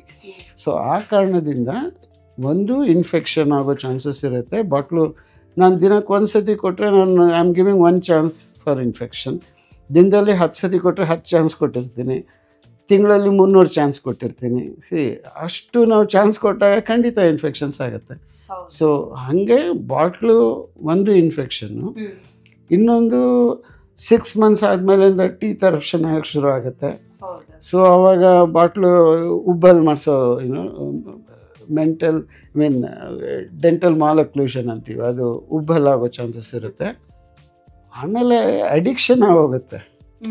ಅವರು ಆಮೇಲೆ ಅಲ್ಲ ಮಗು ಅಡಿಕ್ಟ್ ಆಗುತ್ತೆ. ಈ 6 ತಿಂಗಳು ಒಳಗಡೆ ಹೆಂಗೋ ನಿಲ್ಲಿಸ್ಬಿಡ್ರು, ಅದು ಅಡಿಕ್ಷನ್ ಇರೋದಿಲ್ಲ. 7 ತಿಂಗಳು 8 ತಿಂಗಳು ಮಗುಗೆ ನನಗೆ ಅದು ಕೊಡ್ತಿದ್ರು ಈಗ ಕೊಡ್ತಿಲ್ಲ ಅಂತ ಸಕ್ಕಿಂಗ್ ಅಡಿಕ್ಷನ್ ಆಗೋಗುತ್ತೆ. ಸೊ ಆಮೇಲೆ ನೀವು ಬಾಟ್ಲು ನಿಲ್ಲಿಸಿದ್ರೆ ತುಂಬ ಗಲಾಟೆ ಮಾಡೋಕ್ಕೆ ಶುರು ಮಾಡಿಬಿಡುತ್ತೆ ಮಗು. ಸೊ ಅದರಿಂದಾಗಿ ನಾ ಟೀತ್ ಎರಪ್ಷನ್ನಿಂದ ಡೆಂಟಲ್ ಮಾಲಕ್ಲೂಷನ್ನು, ಆಮೇಲೆ ಥಮ್ ಸಕ್ಕಿಂಗ್ ಶುರು ಆಗೋಗುತ್ತೆ. ಬಿಹೇವಿಯರಲ್ ಚೇಂಜಸ್ಸನ್ನು ನೋಡ್ತೀವಿ. ಬಾಟಲ್ ಫೆಡ್ ಬೇಬೀಸ್ ತುಂಬ ಇರಿಟೇಬಲ್ ಇರ್ತಾರೆ, ಅವರಲ್ಲಿ ಸಮ್ ಬಿಹೇವಿಯರಲ್ ಚೇಂಜಸ್ಸು ಇರುತ್ತೆ. ಸೊ ಇದನ್ನೆಲ್ಲ ನೋಡಿಕೊಂಡು ಈಗ ಬಾಟಲ್ ಫೀಡಿಂಗ್ ಶುರು ಮಾಡಿದ್ರೆ ಈ ಮಗು 1 ವರ್ಷ ಆದಾಗ ಏನಾಗ್ಬೋದು, 2 ವರ್ಷ ಆದಾಗ ಏನಾಗ್ಬೋದು, ಇಮ್ಮಿಡಿಯೇಟಾಗಿ ಏನಾಗ್ಬೋದು, ಈ ಎಲ್ಲದನ್ನು ಮನಸ್ಸಲ್ಲಿ ಇಟ್ಕೊಂಡೇ ಬಾಟ್ಲು ಶುರು ಮಾಡಬೇಡಿ ಅಂತ ಹೇಳೋದು. ಈಗ ಕೆಲವರು ನನ್ನ ಹತ್ರ 1 year ಬರ್ತಾರೆ, ಬಾಟ್ಲು ಕೊಡ್ತಾ ಇರ್ತಾರೆ. ಐ ಶೌಟೆಡ್ ದಮ್, ಅದು ಬೇರೆ ವಿಷಯ. ಅವ್ರ ತಲೆ ಮೇಲೆ ಕೂತ್ಕೊತೀವಿ ಅವಾಗ.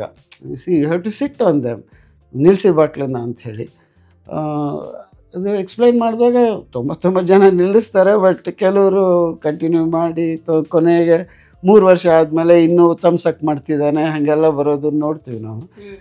ಸೊ ಇದನ್ನೆಲ್ಲ ನೋಡಿನೇ ಶುರುನೇ ಮಾಡಬೇಡಿ ಅಂತ ಹೇಳೋದು ಅದನ್ನು. ಅದು ಯಾಕಂದ್ರೆ ಕೆಲವ್ರು ಏನಾಗುತ್ತೆ ಅಂದ್ರೆ ಮಕ್ಕಳನ್ನ ಹೊರಗಡೆ ಕರ್ಕೊಂಡು ಹೋಗ್ಬೇಕಾದ್ರೆ ಬ್ರೆಸ್ಟ್ ಮಿಲ್ಕ್ ಕೊಡೋದಿಕ್ ಆಗೋದಿಲ್ಲ, ಪಬ್ಲಿಕ್ ಪ್ಲೇಸ್ ಅಲ್ಲಿ ಕೊಡೋದಿಕ್ ಆಗೋದಿಲ್ಲ ಅಂತ ಬಾಟಲ್ ಮಿಲ್ಕ್ ಅನ್ನ ಇಟ್ಕೊಂಡಿರ್ತಾರೆ. ಸೊ ಬಾಟಲ್ ಮಿಲ್ಕ್ ಅನ್ನ ಯಾರ ಹತ್ರ ಕೊಟ್ಟು ಮಗುನ ಕೊಟ್ಟು ಮ್ಯಾನೇಜ್ ಮಾಡಿ ಅಂತ ಮಾಡ್ತಾರೆ. ಸೊ ಅದಕ್ಕೋಸ್ಕರನು ಮಾಡ್ತಾರೆ. ಆ ಟೈಮಲ್ಲಿ ಕೆಲವ್ರು ಏನ್ ಹೇಳ್ತಾರೆ ಅಂದ್ರೆ ಲೈಕ್ ಬಾಟಲ್ ಮಿಲ್ಕ್ ಕೊಟ್ರು ನಾವು ಆ ಬಾಟಲ್ ಅನ್ನ ಬಿಸಿನೀರಲ್ಲಿ ವಾಶ್ ಮಾಡ್ತೀವಿ, ಅಥವಾ ಅದ್ರ ಹೈಜಿನಿಕ್ ಆಗಿ ಯಾವ್ದಾದ್ರು ಒಂದು ಕೆಮಿಕಲ್ ಹಾಕಿ ವಾಶ್ ಮಾಡ್ತೀವಿ. ಈ ರೀತಿಯಾಗಿ ಆ ಬಾಟಲ್ ಅನ್ನ ಬಿಸಿನೀರಲ್ಲಿ ವಾಶ್ ಮಾಡಿದ್ರೆ ಹೋಗುತ್ತಾ? ಇಲ್ಲ, ಅದಕ್ಕೆ ಈಗ ನಾನು ಎಕ್ಸ್ಪ್ಲೈನ್ ಮಾಡಿದೆ ನೋಡಿ, ಆ ಸ್ಪೋರ್ ಫಾರ್ಮ್ ಅಲ್ಲಿ ಇರೋದು ಹೋಗೋದಿಲ್ಲ, ಅದು ಇಟ್ ವಿಲ್ ನಾಟ್. ಸೊ ಅದೆಲ್ಲ ನಮಗೆ ಸಮಾಧಾನ, ನಮ್ಮ ಮನ್ಸು ಸಮಾಧಾನ ಆಗುತ್ತೆ ಹೊರತು ಅದೇ ಆ ಕಾಲ ಇಲ್ಲಪ್ಪ. ಈಗ ತಾಯಿ ಹಾಲು ಕುಡಿಸ್ತೀನಿ ಅಂದರೆ ಯಾರು ಪ್ರಿವೆಂಟ್ ಮಾಡ್ತಾರೆ?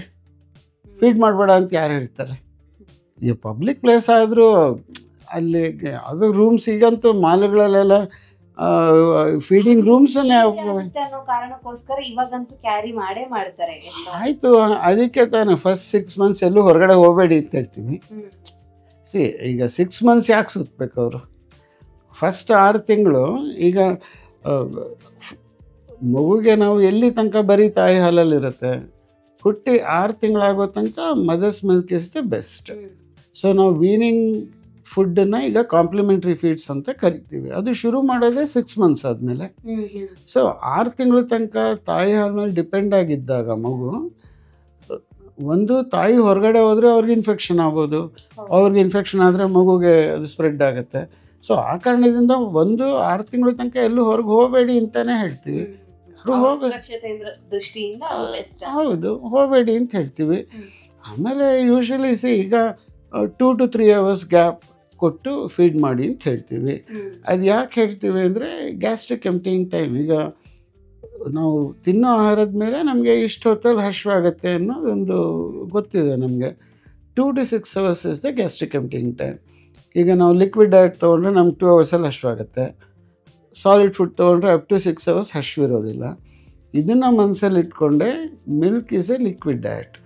ಅದು ನೀರಷ್ಟು ತೆಳು ಇಲ್ಲ, ಒಂದು ಸ್ವಲ್ಪ ತಿಕ್ಕಿದೆ ಅದು. ಸೊ ಮಿಲ್ಕ್ದು ಗ್ಯಾಸ್ಟ್ರಿಕ್ ಎಂಪ್ಟಿಂಗ್ ಟೈಮ್ 2 to 3 ಗಂಟೆ ಅಂತ ಹೇಳ್ತೀವಿ. ಅದನ್ನು ಮನಸ್ಸಲ್ಲಿ ಇಟ್ಕೊಂಡೆ 2 to 2.5 3 hours ಒಳಗಡೆ ಫೀಡ್ ಮಾಡಿ ಅಂತ ಹೇಳೋದು. ಹೌದು, ಮಾಡಬೇಕಾಗತ್ತೆ. 2 to 2.5 ಗಂಟೆ ಸ್ಟ್ರೆಚ್ ಮಾಡ್ಬೋದು. ಅದನ್ನು ಮ್ಯಾಕ್ಸಿಮಮ್ 2 ಗಂಟೆಯಿಂದ ಹಿಡಿದು 3 ಗಂಟೆ ಒಳಗಡೆ ಸ್ಟ್ರೆಚ್ ಮಾಡಿ ಫೀಡ್ ಮಾಡ್ಬೋದು ಅದನ್ನು. ಈಗ ಮಗು ಚೆನ್ನಾಗಿ ಫೀಡ್ ಮಾಡಿರುತ್ತಪ್ಪ, ಒಂದು ಅರ್ಧ ಗಂಟೆ ಆದಮೇಲೆ ಏನಕ್ಕೂ ಅಳ್ತಾ ಇರುತ್ತೆ, ತಿರ್ಗಾ ಹಾಲು ಕುಡಿಸಿ ಅಂತ ಖಂಡಿತ ಹೇಳೋದಿಲ್ಲ. ಒಂದು ಡಿಮ್ಯಾಂಡ್ ಫೀಡಿಂಗು, ಇನ್ನೊಂದು scheduled feeding. Correct demand feeding ಇದ್ದರೆ ಜಾಸ್ತಿ ಸಕಲ್ ಮಾಡುತ್ತೆ, ಡಿಮ್ಯಾಂಡ್ ಮಾಡುತ್ತೆ. ಬಟ್ ಅದು ಯಾವಾಗ ಗೊತ್ತಾಗತ್ತೆ ನಮಗೆ? ಅತ್ತಾಗೆಲ್ಲ ಡಿಮ್ಯಾಂಡ್ ಅಂತ ನಾವು ಅನ್ಕೊಬಾರ್ದು. ಸೊ ಅಳೋದು ಬಿಟ್ಟು ಇನ್ನೇನು ಗೊತ್ತಿರುತ್ತೆ ಮಗುಗೆ? ಖಂಡಿತ ಅಲ್ಲ. 100 ಸತಿ ಹತ್ರ ಅದ್ರಲ್ಲಿ 1 ಸತಿ ಹಶ್ವಿರುತ್ತೆ ಮೇ ಬಿ. ಸೊ ಅತ್ತಾಗ ಅದು ಮೋರ್ ದೆನ್ 2 hours ಆಗಿದೆ ಅಂದರೆ ಹಂಗೆ ಟ್ರೈ ಇರ್ಬೋದು, ಆಗ ಫೀಡ್ ಮಾಡಲಿ. ಬಟ್ ನಾವು ಆ ಡಿಮ್ಯಾಂಡ್ ಫೀಡಿಂಗ್ ಅಡ್ವೈಸ್ ಮಾಡಿ ಕಳಿಸ್ಬಿಟ್ರೆ ತಾಯಂದರು ಅತ್ತಾಗೆಲ್ಲ ಫೀಡ್ ಮಾಡೋದು ನೋಡ್ತೀವಿ ನಾವು. ಆವಾಗ ಈಗ 2 to 3 hours ಗ್ಯಾಪಲ್ಲಿ ಫೀಡ್ ಮಾಡಿದ್ರೆ ಒಂದು ಸತಿ ಬಲಗಡೆ ಕೊಟ್ಟರೆ ನೆಕ್ಸ್ಟ್ ಟೈಮ್ ಎಡಗಡೆ ಫೀಡ್ ಮಾಡಿ ಆಲ್ಟರ್ನೇಟ್ ಮಾಡಿ ಅಂತ ಹೇಳಿರ್ತೀವಿ. ಸೊ ಆವಾಗ 5 hours ಗ್ಯಾಪ್ ಇರುತ್ತೆ. ಅದು ಒಂದು ಸತಿ ರೈಟ್ ಸೈಡ್ ಫೀಡ್ ಮಾಡಿ ತಿರ್ಗಾ ಮಗು ರೈಟ್ ಸೈಡ್ ಫೀಡ್ ಮಾಡೋ ಟೈಮಲ್ಲಿ ಆ 5 hours ಗ್ಯಾಪ್ ಇರುತ್ತೆ. ಬೇಕದು ಅಲ್ಲಿ ಆ ಪ್ರೊಲ್ಯಾಕ್ಟಿನ್ ಆ್ಯಕ್ಟ್ ಮಾಡಿ ಹಾಲು ಉತ್ಪತ್ತಿ ಆಗಿ ಅದು ಬಂದು ಕಲೆಕ್ಟ್ ಆಗಿ ಮಗುಗೆ ಸಿಗಬೇಕಾದ್ರೆ you need that time. So ನೀವು ಡಿಮ್ಯಾಂಡ್ ಫೀಡಿಂಗ್ ಅತ್ತಾಗೆಲ್ಲ ಹಾಲು ಕುಡಿಸ್ತಿದ್ರೆ 5 hours ಗ್ಯಾಪ್ ಬಂದು 2 hours ಗ್ಯಾಪ್ ಇರುತ್ತೆ. 5 ಗಂಟೆಲಿ ಆಗೋ ಕೆಲಸ 2 ಗಂಟೆಲಿ ಹೆಂಗಾಗುತ್ತೆ? ಹಂಗಾಗಕ್ಕೆ ಸಾಧ್ಯ ಇಲ್ಲ ಅದು. ಸೊ ಶೆಡ್ಯೂಲ್ಡ್ ಫೀಡಿಂಗೇ ಹೇಳೋದು ನಾವು ಮಕ್ಕಳಲ್ಲಿ. ಶೆಡ್ಯೂಲ್ಡ್ ಫೀಡಿಂಗೇ. ನಾವು ಅಡಲ್ಟ್ಸ್ ಆಗಿ ನಾವು ಕೆಲಸದ ಶೆಡ್ಯೂಲ್ಡ್ ಫೀಡಿಂಗ್ ಊಟ ಮಾಡಿರ್ತೀವಿ, ಕೆಲಸದ ನಂಗೆ ಹಶ್ವಿದ್ರೆ ಮಾಡ್ತೀನಿ, ಇಲ್ಲದಿದ್ರೆ ಆಮೇಲೆ ನಾವು ನಮ್ಮ ದಿನದಲ್ಲಿ ಒಂದು ಸತಿ ಡಿಮ್ಯಾಂಡ್ ಫೀಡಿಂಗ್ ಮಾಡಿರ್ತೀವಿ, ಇನ್ನೊಂದು ಸತಿ ಶೆಡ್ಯೂಲ್ಡ್ ಫೀಡಿಂಗ್ ಮಾಡಿರ್ತೀವಿ. ಆದರೆ ಮಗು ನಾವು ಶೆಡ್ಯೂಲ್ಡ್ ಫೀಡಿಂಗೇ ಹೇಳೋದು. ಕೀಪಿಂಗ್ ಈ ಹಾಲಿದ್ದು ಗ್ಯಾಸ್ಟ್ರಿಕ್ ಎಂಪ್ಟಿಂಗ್ ಟೈಮ್, ಇದು ಹಾಲು ಕುಡಿದ್ರೆ ಎಷ್ಟೊತ್ತಲ್ಲಿ ಹಶ್ವಾಗ್ಬೋದು, ಅದನ್ನು ಮನಸ್ಸಲ್ಲಿ ಇಟ್ಕೊಂಡೆ ಅದನ್ನು ಅಡ್ವೈಸ್ ಮಾಡಿರ್ತೀವಿ. ಸೊ ಅತ್ತಾಗೆಲ್ಲ ಹಾಗೆ ಕುಡಿಸೋದು ತಪ್ಪು. ಈಗ ಮಗುವಿಗೆ ಹಸುವಿನ ಹಾಲು ಯಾವಾಗಿಂದ ಕುಡಿಸ್ಬೋದು? ಈಗ ಕೌಸ್ ಮಿಲ್ಕ್ ಆ್ಯಕ್ಚುಲಿ 6 ತಿಂಗಳು ಮೇಲಿರೋ ಮಕ್ಕಳಿಗೆ ನಾವು ಶುರು ಮಾಡಬಹುದು. ಅವ್ರಿಗೆ ಪ್ರಿಪೇರ್ ಮಾಡೋ ಫುಡ್ಡಲ್ಲಿ ಹಾಲನ್ನು ಯೂಸ್ ಮಾಡಿ ಪ್ರಿಪೇರ್ ಮಾಡೋಕ್ಕೆ ಯೂಸ್ ಮಾಡೋಕ್ಕೆ ಶುರು ಮಾಡಬಹುದು. 1 ವರ್ಷ ಆದಮೇಲಂತೂ ಖಂಡಿತ ಡೈರೆಕ್ಟಾಗೂ ಕುಡ್ಸೋಕ್ಕೆ ಶುರು ಮಾಡ್ಬೋದು ಮಗುಗೆ. ಅಂದರೆ ಇಲ್ಲ, ಅದೆಲ್ಲ ತಪ್ಪು ಕಲ್ಪನೆ. ಈಗ ಈ ಕೌಸ್ ಮಿಲ್ಕ್ ಪ್ರೋಟೀನ್ ಅಲರ್ಜಿ ಅಂತ ಒಂದು ಕಂಡೀಷನ್ ಉಂಟು. ಆ ಪ್ರೋಟೀನ್ ಕೆಲವು ಸತಿ ಅದಕ್ಕೆ ಇಂಟೆಸ್ಟೈನಲ್ ಡ್ಯಾಮೇಜ್ ಮಾಡಿಸೋ ಚಾನ್ಸಸ್ ಇರುತ್ತೆ. ತುಂಬ ಕಮ್ಮಿ ಅದು. ಈ ಕೌಸ್ ಮಿಲ್ಕ್ ಪ್ರೋಟೀನ್ ಅಲರ್ಜಿ ಇಂಡಿಯಾನಲ್ಲಿ ಇಟ್ ಈಸ್ ಲೆಸ್. ಅದು ತುಂಬ ಏನಿಲ್ಲ ಇಲ್ಲಿ. ಹಸುವಿನ ಹಾಲು ಕೊಟ್ಟರೆ ಮಗುವಿಗೆ ಕಫ ಆಗುತ್ತೆ ಅನ್ನೋದು ಇಲ್ಲ, ಅದೆಲ್ಲ ತಪ್ಪು ಕಲ್ಪನೆ ಅದು. ಬಟ್ ಏನಂದರೆ ಈಗ ಹಸು ಹಾಲನ್ನು ಡೈಜೆಷನ್ ಮಾಡ್ಕೊಬೇಕಲ್ಲ ಮಗು. ಸೊ ಆ ಡೈಜೆಷನ್ ಆದಾಗ ಏನಾಗುತ್ತೆ, ಕೆಲವು ಎಂಡ್ ಪ್ರಾಡಕ್ಟ್ಸ್ ಬರುತ್ತೆ, ಅದು ಸಾಲ್ಯೂಟ್ ಅಂತ ಕರಿತೀವಿ. ಅದು ಕಿಡ್ನಿಯಿಂದ ಹೊರಗೆ ಹೋಗ್ಬೇಕು, ಅದು ಯೂರಿನಲ್ಲಿ ಹೊರಗೆ ಹೋಗ್ಬೇಕದು. ಈಗ ತಾಯಿ ಹಾಲನ್ನು ಡೈಜೆಸ್ಟ್ ಮಾಡಿಕೊಂಡು ಏನು ಎಂಡ್ ಪ್ರಾಡಕ್ಟ್ಸ್ ಬರುತ್ತೆ ಅದು ಯೂರಿನಲ್ಲಿ ಸ್ಟೂಲ್ಸಲ್ಲಿ ಹೊರಗೆ ಹೋಗುತ್ತದು. ಅಷ್ಟು ಕೇಪಬಿಲಿಟಿ ಕಿಡ್ನಿನಲ್ಲಿ ಇರುತ್ತೆ. ಅದೇ ಕಿಡ್ನಿ ಮಗು ವಯಸ್ಸು ಆದಂಗೆ 6 months 1 year ಆಗೋಷ್ಟೊತ್ತಿಗೆ ಅದು ಇಟ್ ಮೆಚ್ಯೂರ್ಸ್ ಎನಫ್ ಸೊ ದಟ್ ಅದು ಎಂಡ್ ಪ್ರಾಡಕ್ಟನ್ನು ಎಕ್ಸ್ಕ್ರೀಟ್ ಮಾಡೋ ಕೇಪಬಿಲಿಟಿ ಬರುತ್ತೆ ಮಗುಗೆ. ಸೊ ಆವಾಗ ಆ ಸಾಲ್ಯೂಟ್ ಬ್ಲಡ್ಡಲ್ಲಿ ಉಳ್ಕೊಳ್ಳೋದಿಲ್ಲ. ಅದು ಸಾಲ್ಯೂಟ್ ಓವರ್ಲೋಡಿಂದ ಗ್ರೋತ್ ಫೇಲ್ಯೂರ್ ಆಗೋದು ಅದೆಲ್ಲ ಆಗೋದಿಲ್ಲ. ಸೊ 1 year and above ಖಂಡಿತ ಕೊಡಬಹುದು. 6 months ಮೇಲೂ ಶುರು ಮಾಡಬಹುದು. ಡೈರೆಕ್ಟ್ ಆಗಿ 6 ಮಂತ್ ಮೇಲೆ ಕೊಡಬಾರ್ದು ಅಂತ. ಈಗ ಡೈರೆಕ್ಟ್ ಹಾಲು ಬಿಸಿ ಮಾಡಿ ಕೊಡೋದಕ್ಕೂ ಹೌದು. 6 months ಮೇಲೆ ಏನಾಗುತ್ತೆ, ನಾವು ಸೆಮಿ ಸಾಲಿಡ್ ಡಯಟ್ ಶುರು ಮಾಡ್ತೀವಿ. ಓಕೆ, ಕಾಂಪ್ಲಿಮೆಂಟ್ರಿ ಫೀಡ್ ಶುರು ಮಾಡ್ತೀವಿ. ಆ ಹೆಸರೇ ಹೇಳ್ದಂಗೆ ತಾಯಿ ಹಾಲು ಜೊತೆಗೆ ಅದು ಕಾಂಪ್ಲಿಮೆಂಟ್ರಿ ಫೀಡ್ ಅಂತ. It will complement whatever they are getting from mother's milk ಅಂತ. ವೀನಿಂಗ್ ಡಯಟ್ ಅಂತ ಅಂದರೆ ಬೇಸಿಕಲಿ ಲಿಕ್ವಿಡ್ ಡಯಟಿಂದ ಸಾಲಿಡ್ ಡಯಟ್ಗೆ ನಾವು ಶಿಫ್ಟ್ ಮಾಡ್ತೀವಿ ಮಗುನ. ಹೌದು ಹೌದು. ಈಗ ರೈಸ್ ವಿತ್ ಆಲ್ಗಿ ವೆಜಿಟೇಬಲ್ಸ್, ರಾಗಿ ವಿತ್ ಆಲ್ಗಿ ವೆಜಿಟೇಬಲ್ಸ್, ರವೆ ವಿತ್ ಆಲ್ಗಿ ವೆಜಿಟೇಬಲ್ಸ್ ಆ ಥರ ಕೊಡ್ಬೋದು. ಅದು ಕಿಡ್ಸ್ ಆರ್ ಸೂಪರ್ ಟೇಸ್ಟರ್ಸ್. ಅವ್ರಿಗೆ ಆ ಫುಡ್ಡಲ್ಲಿರೋ ಟೇಸ್ಟನ್ನೇ ಅವ್ರಿಗೆ ಅದು ಗೊತ್ತಾಗತ್ತೆ ಅವ್ರಿಗೆ. ಅದು ಸೂಪರ್ ಟೇಸ್ಟರ್ಸ್ ಅಂತೀವಿ ಅವ್ರನ್ನ. ಲಿಟಲ್ ಕ್ವಾಂಟಿಟಿ ಆಫ್ ಶುಗರು ಅದೆಲ್ಲ ಹಾಕ್ಬಹುದು. ಯಾವುದು too much is too bad ಅಂತೀವಲ್ಲ, ಆ ಥರ ಅತಿವೃಷ್ಟಿ ಅನಾವೃಷ್ಟಿ ಮಾಡಬಾರ್ದು. 1 ವರ್ಷ ಮೇಲೆ ತೊಂದರೆ ಇಲ್ಲ, ಜಾಸ್ತಿ ಎಷ್ಟು ಬೇಕಾದರೂ ಹಾಕ್ಬೋದು.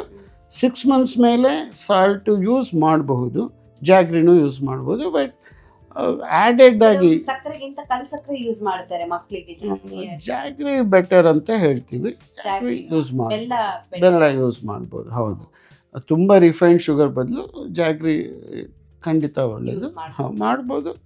ಎಲ್ಲ ಲಿಮಿಟಲ್ಲಿ ಯೂಸ್ ಮಾಡಿದ್ರೆ ತೊಂದರೆ ಇಲ್ಲ ಆ ಥರ. ಡಾಕ್ಟರ್, ಈಗ ಹಿಂದಿನ ಕಾಲದಲ್ಲಿ ಅವಾಗ ಏನಾಗುತ್ತೆ, ಈಗ ನಾವು ಸೆಮಿ ಸಾಲಿಡ್ ಡಯಟ್ ಶುರು ಮಾಡಿದಾಗ 4 times a day ಒಂದು ಮಗುಗೆ 7 months 7.5 months ಆಗೋಷ್ಟರೊಳಗೆ ಅಲ್ಲಿಗೆ ರೀಚ್ ಆಗಿರ್ತೀವಿ. ಹಾಲು ಕೊಡದೇ ಇದ್ರೂ ಜೀವನ ಮಾಡೋ ಸ್ಟೇಜಿಗೆ ಬಂದಿರುತ್ತೆ ಮಗು ಆಗ. ಸೊ ಅವಾಗ ಎವ್ರಿ ಟೈಮ್ ತಾಯಿ ಹಾಲು ಇದು ಸೆಮಿ ಸಾಲಿಡ್ ಡಯಟ್ ಕೊಟ್ಟಾಗ ತಾಯಿಗೆ ನೀವೇ ಫೀಡ್ ಮಾಡಿಬಿಡಿ ಅಂತ ಹೇಳ್ತೀವಿ. ಎದೆ ಹಾಲನ್ನ ಎಷ್ಟು ಟೈಮ್ ತನಕ ಕೊಡ್ಲೇಬೇಕು? ಕೆಲವರು 2 ವರ್ಷ ತನಕ ಕೊಡ್ತಾರೆ, ಕೆಲವರು 1 ವರ್ಷ ತನಕ ಕೊಡ್ತಾರೆ. 6 ತಿಂಗಳು ತನಕ ಅಂತೂ ಮಗು ಕಂಪಲ್ಸರಿ. ಓಕೆ, 6 ತಿಂಗಳಾದ್ಮೇಲಿಂದ ತಾಯಿ ಹಾಲಲ್ಲಿ ನ್ಯೂಟ್ರಿಟಿವ್ ವ್ಯಾಲ್ಯೂ ಇರುತ್ತೆ. 1 ವರ್ಷದ ತನಕ ಸಮ್ ನ್ಯೂಟ್ರಿಟಿವ್ ವ್ಯಾಲ್ಯೂ ಇರುತ್ತೆ, ಕಮ್ಮಿ ಆಗ್ತಾ ಹೋಗುತ್ತದು. ಯಾಕಂದರೆ ಮಗು ನಾವು ಸೆಮಿ ಸಾಲಿಡ್ ಡಯಟ್ ಕೊಡೋದ್ರಿಂದ ಸಕಲ್ ಮಾಡೋದು ಕಮ್ಮಿ ಆಗುತ್ತೆ, ತಾಯಿ ಹಾಲು ಕುಡಿಯೋದೇ ಕಮ್ಮಿ ಆಗುತ್ತೆ ಮಗು. ಸೊ ಹಾಗಾಗಿ ತಾಯಿನಲ್ಲಿ ಪ್ರೊಡಕ್ಷನ್ನು ಕಮ್ಮಿ ಆಗ್ತಾ ಹೋಗುತ್ತದು. 1 year ಆದಮೇಲಿಂದ ಹಾರ್ಡ್ಲಿ ನ್ಯೂಟ್ರಿಟಿವ್ ವ್ಯಾಲ್ಯೂ ಅಷ್ಟಿರೋದಿಲ್ಲ. 1 ವರ್ಷಕ್ಕಿಂತ 1.25 ವರ್ಷದಲ್ಲಿ ಇನ್ನೂ ಕಮ್ಮಿ ಇರುತ್ತೆ. ಈಗ ಎಲ್ಲಿ ತನಕ ತಾಯಿ ಹಾಲು ಕೊಡ್ಬೋದು, ಅದು ತಾಯಿಗೆ ಮಗುಗೆ ಬಿಟ್ಟ ವಿಚಾರ ಅದು. ಈಗ ಎಲ್ಲ ತಾಯಂದ್ರಿಗೂ ನೀವು 2 years ತನಕ ಟ್ರೈ ಟು ಬ್ರೆಸ್ಟ್ ಫೀಡ್ ಅಂತಂದರೆ ಎಲ್ಲ ತಾಯಂದ್ರಿಗೂ ಆಗಬೇಕಲ್ಲ. ಅದು ಕಂಪಲ್ಸರಿ ಅಂತಲ್ಲ. ಈಗ 6 months ಮೇಲೆ ಯಾರ್ಯಾರಿಗೆ ಕೊಡಲಿಕ್ಕೆ ಸಾಧ್ಯನೋ ಅವ್ರು ಕಂಟಿನ್ಯೂ ಮಾಡ್ಬೋದು ಆ ಥರ. I will put it like that. ಈ ತಾಯಿ ಹಾಲು ಕೊಡೋದ್ರಿಂದ ಒಂದು ಬಾಂಡಿಂಗ್ ಇಂಪ್ರೂವ್ ಆಗುತ್ತೆ. ಮಗು ಖಂಡಿತ ಇಟ್ ಆಕ್ಟ್ಸ್ ಆಸ್ ಎ ಪ್ಯಾಸಿಫೈಯರ್ ಮಗುಗೆ. ಅದು ಬಿಹೇವಿಯರ್ ಚೇಂಜಸ್ ಎಲ್ಲ ಇರುತ್ತೆ. ಇದು ಒಳ್ಳೆಯದೇ. ಅದು ಮಗು ಗ್ರೋತ್ಗೆ, ಮೆಂಟಲ್ ಗ್ರೋತ್ಗೆ ಖಂಡಿತ 2 ವರ್ಷದ ತನಕ ತಾಯಿ ಹಾಲು the process of breast feeding ಅದು ಒಳ್ಳೆಯದೇ ಮಗುಗೆ. 2 years ಆದಮೇಲೆ ಯಾವಾಗ ಬೇಕಾದ್ರೂ ನಿಲ್ಲಿಸ್ಬೋದು. ಬಟ್ 6 months ಮೇಲೆ ಆಗೋದಿಲ್ಲ ಅಂದರೆ ಯಾವಾಗ ಬೇಕಾದ್ರೂ ನಿಲ್ಲಿಸ್ಬೋದು.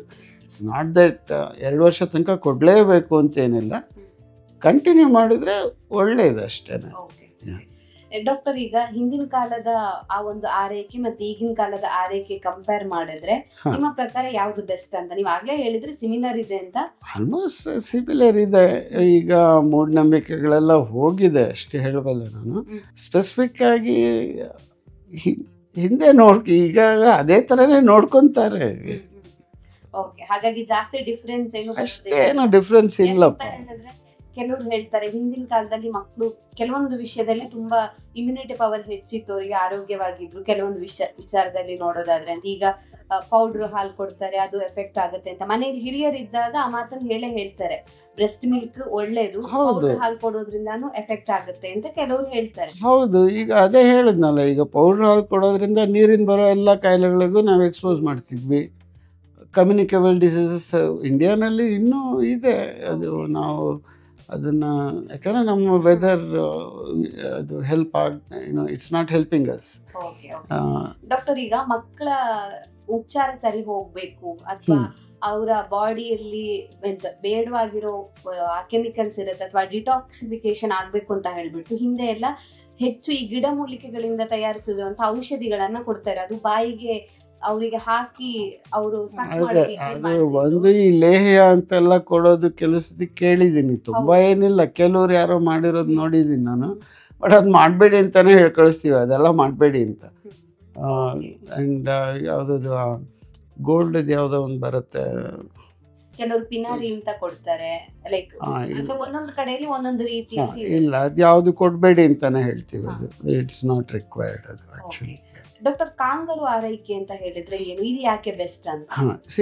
ಕಾಂಗರು ಕೇರ್ ಅನ್ನೋದು ಇದು ಹಳೆ ಪದ್ಧತಿಗೆ ಒಂದು ಹೊಸ ಶಬ್ದ ಅಷ್ಟೇ ಅದು.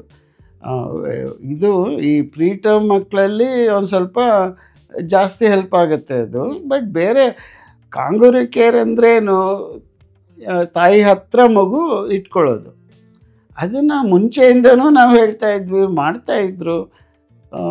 ಸೊ ಕಾಂಗರು ಕೇರ್ ಅನ್ನೋ ವರ್ಡು ಅದು ಹೊಸ ವರ್ಡ್ ಅಷ್ಟೇ ಹಳೆ ಪದ್ಧತಿಗೆ. ಅದು ಒಳ್ಳೆಯದೇ ಅದು, ಯಾಕಂದರೆ ಮಗು ಹೌದು ಸ್ಪರ್ಶ ಆಗಿ ಮೇಯ್ನಾಗಿ ಹೈಪೋಥರ್ಮಿ ಆಗದೆ ಇರೋ ಥರ ನೋಡ್ಕೊಳತ್ತೆ, ಮಗು ಕಾಮ್ ಆಗುತ್ತೆ, ಇಟ್ ಆ್ಯಕ್ಟ್ಸ್ ಆಸ್ ಎ ಪ್ಯಾಸಿಫೈಯರ್, ತಾಯಿ ಜೊತೆ ಬಾಂಡಿಂಗ್ ಡೆವಲಪ್ ಆಗುತ್ತೆ. ಸೊ ಬಾಂಡಿಂಗ್ ಜಾಸ್ತಿ ಆದಷ್ಟು ಓವರಾಲ್ ಗ್ರೋತ್, ಮಗು ಗ್ರೋತು, ಮೆಂಟಲ್ ಗ್ರೋತ್ ಎಲ್ಲ ಅದಕ್ಕೂ ಹೆಲ್ಪ್ ಆಗುತ್ತದು. ಅದು ಕಾಂಗರು ಕೇರ್ ಅಂದರೆ ಬೇಸಿಕಲಿ ತಾಯಿ ಹತ್ರ ಮಗುನ ಇಟ್ಕೊಳ್ಳೋದು, ಬೇರ್ ಚೆಸ್ಟಲ್ಲಿ ಮಗುನ ಇಟ್ಕೊಳ್ಳಿ ಅಂತ ಹೇಳ್ತೀವಿ. ಎಸ್, ಹೌದು, ಅದು ಈ ಪ್ರೀಟರ್ಮ್ ಮಕ್ಕಳಿಗೆ ಜಾಸ್ತಿ ಬೇಕಾಗುತ್ತದು. ಎಸ್ ಡಾಕ್ಟರ್, ಈಗ ಮಕ್ಕಳಿಗೆ ಡೈಪರ್ ಹೆಚ್ಚಾಗಿ ಹಾಕ್ತಾರೆ. ಇವಾಗ ನೈಟ್ ಟೈಮ್ ಅಲ್ಲೂ ಕೂಡ ಬೆಡ್ ಒದ್ದೆ ಆಗ್ಬಾರ್ದು, ಹೊರಗಡೆ ಹೋದಾಗ್ಲೂ ಬಟ್ಟೆ ನಮ್ಗೆ ಸುಸು ಆಗ್ಬಾರ್ದು ಅನ್ನೋ ಕಾರಣಕ್ಕೋಸ್ಕರ ಡೈಪರ್ ಹಾಕ್ತಾರೆ. ಆದ್ರೆ ಕೆಲವ್ರು ಹೇಳ್ತಾರೆ ಡೈಪರ್ ಹಾಕೋದು ಮಕ್ಕಳಿಗೆ ಒಳ್ಳೇದಲ್ಲ ಅಂತ.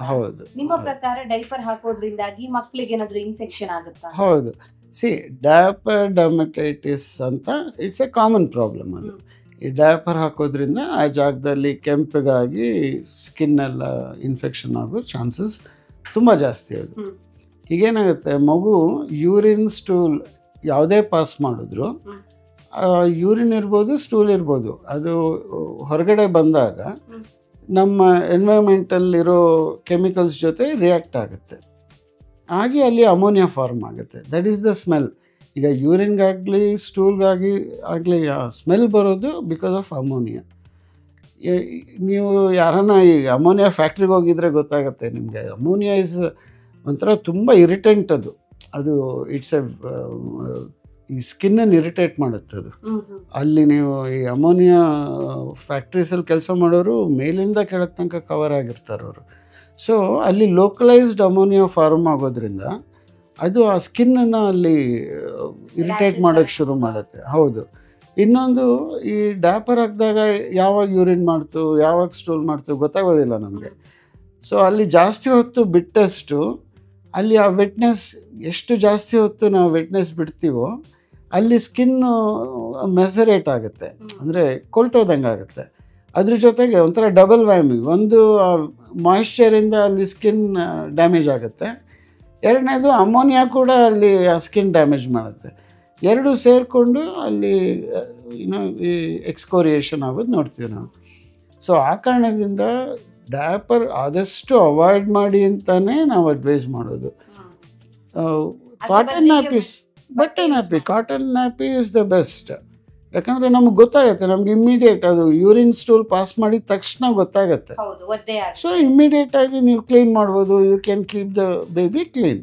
ನಾವು ಎಷ್ಟು ಪೆರಿಯೇನಲ್ ಜಾಗನ ಕ್ಲೀನ್ ಆ್ಯಂಡ್ ಡ್ರೈ ಆಗಿರ್ತೀವೋ ಅಷ್ಟು ಮಗುಗೇನು ತೊಂದರೆ ಇರೋದಿಲ್ಲ. ಸೊ ನೈಟ್ ಆಗಲಿ ಡೇ ಆಗಲಿ ಮನೆಯಲ್ಲಿ ಕಾಟನ್ ನ್ಯಾಪಿ ಹಾಕಿ ಅಂತಲೇ ಅಡ್ವೈಸ್ ಮಾಡಿ ಕಳಿಸೋದು. ಮೇ ಬಿ ಒಂದು 3-4 hours ಹೊರಗಡೆ ಏನು ಹೋಗ್ಬೇಕಪ್ಪ ಆವಾಗ ಬೇಕಾದ್ರೆ ಹಾಕ್ಕೊಳ್ಳಿ, ತೊಂದರೆ ಇಲ್ಲ. ಒಂದು ಸತಿ ಡೈಪರ್ ಹಾಕಿದ್ರೆ ಎಷ್ಟು ಅವರ್ ತನಕ ಇಡಬಹುದು ಅಂತ ತೆಗಿಬೇಕಾಗತ್ತೆ. ಅಂದರೆ ಮಗು ಯೂರಿನ್ ಸ್ಟೂಲ್ ಪಾಸ್ ಮಾಡಿದ ತಕ್ಷಣ ಚೇಂಜ್ ಮಾಡಿದ್ರೆ ಒಳ್ಳೇದು.